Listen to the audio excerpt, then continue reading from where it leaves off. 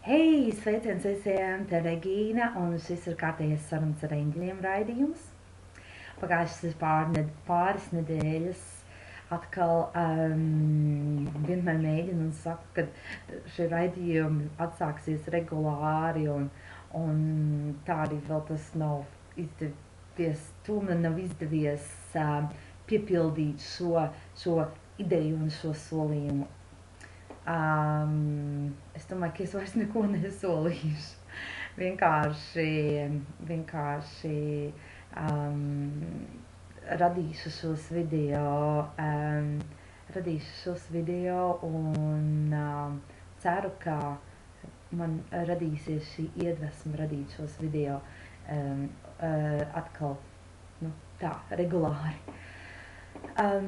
Pagājis ir jau tāds labs laiciņš, pāris nedēļas šajās jaunajā enerģijā, un nezinu kā jūs, bet es pavisam noteikti esmu manījusi ļoti liels izmaiņas un pārmaiņas šajā enerģiju pasaulē un savā dzīvē saistībā ar šīm enerģiju maiņām.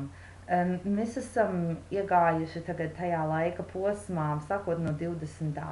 augusta, tas sākās 20. augustā un turpināsies līdz 12. septembrim.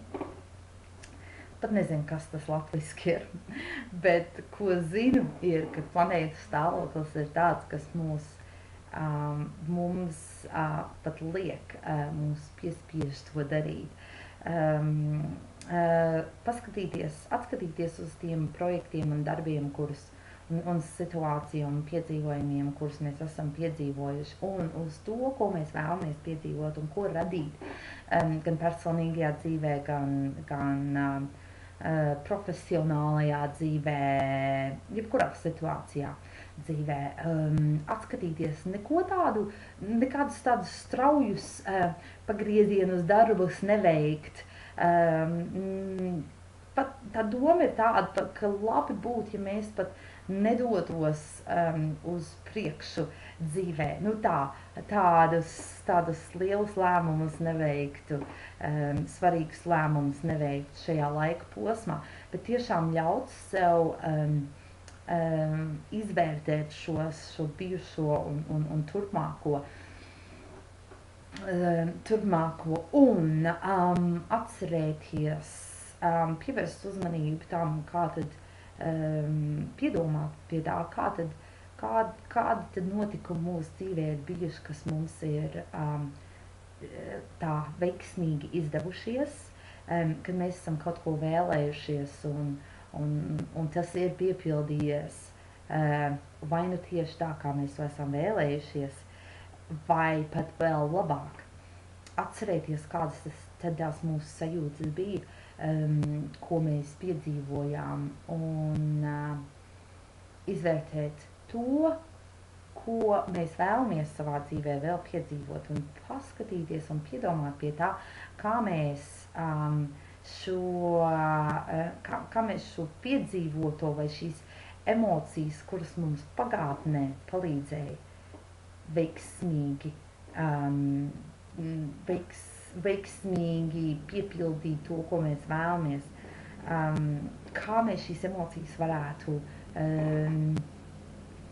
kā mēs varētu viņas tā pārcelt, vai kā mēs viņas varētu piedzīvot šajā situācijā, šajā vēlmes radīšanas brīdī, ja tā to varētu nosaukt.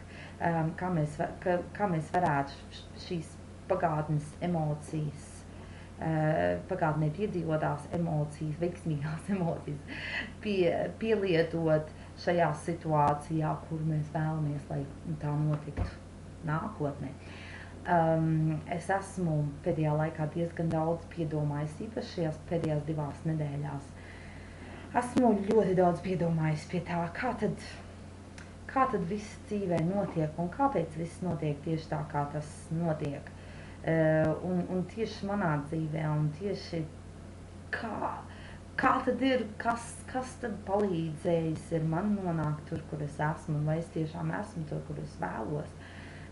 Kas ir tas, ko es varbūt gribu mainīt dzīvē, kas ir tas, ko ko es varbūt pat nevēlos mainīt, un vai ir vērts mainīt, vai es pietiekoši daudz,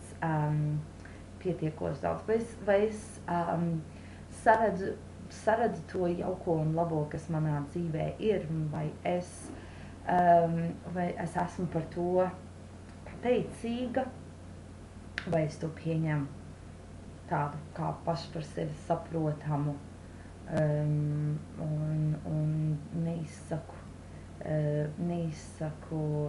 pateicību par to, sajūtu to, bet nevienmēr pie tā piedomāju, un kā tad tas palīdz vai nepalīdz maniem nākotnes sapņiem piepildīties.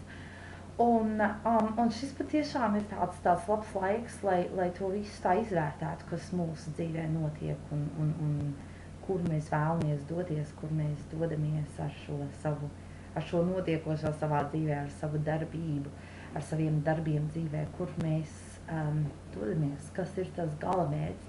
Es nesen izlasīju, pat šodien es izlasīju tādu teicienu, kas man ļoti patikās, ka dažkārt ir labi pieciest kaut ko nepatīkamu tagadnē. Pieciest kaut ko nepatīkamu tagadnē un atteikties no kaut kā patīkama tagadnē, lai piepildītu kaut ko patīkamu, lai saņemtu kaut ko patīkamu, kaut ko lielāku patīkamu nākotnē, tādu lielāku, kas būtu nevis tikai vienam mirklim patīkams, bet visai dzīvei kā tādai patīkams. Pieņemsim, kā es to varētu tā paskaidrot. Pieņemsim, es dodos peldēties vai dodos surfot, un man tik šis sajūtas ir lielisks un fantastisks, bet surfošana beidzās, un lai arī es tā labi jūtos, kad man tomēr var palīdzēt arī manā darbā.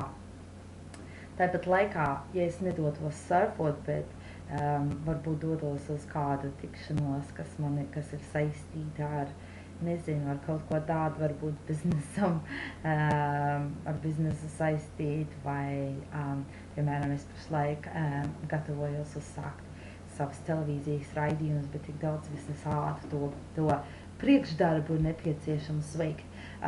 Un man bieži nāks izvēlēties, vai es vēlos doties peldēties, piemēram, vai es varētu parunāt ar kaut ko saistībā ar šo televīzijas raidījumu, un šis tad būtu tas, ka kaut arī es vēlos peldēties, es tomēr izvēlos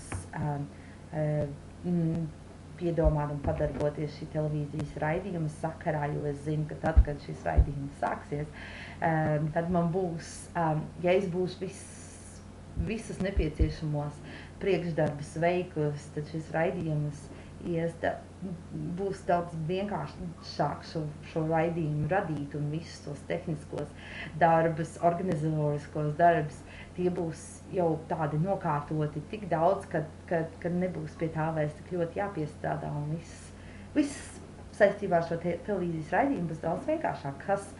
Kas ir šis lielāks, šis nākotnes ieguvums tajā, ka es šobrīd pievēršos vairāk šim raidījumam tā vietā, lai es ietu izklaidēties tik bieži, cik man labprāt gribētos.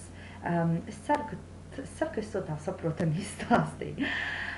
Lūk, to tad es vēlos, ar to tad es šo domu, tad es vēlos arī šodienas ierakstu beigt un ieteikt jums pavadīt šo laiku, kad planētas ir ļoti tādā pozitīvā stāvoklī tieši šai nodarbei, šai darbībai,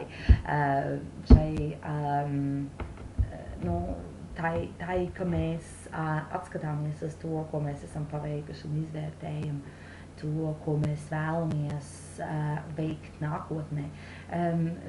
Izmantot šo laiku tā vērtīgi un ļaut šim planētas stāvoklim mums palīdzēt izvērtēt šīs situācijas un redzēt, kur tad mēs dodamies dzīvē ar to, ko mēs darām, un kur tad mēs dodamies šajā konkrētā situācijā vai konkrētās situācijās, kas mūsu dzīvē ir.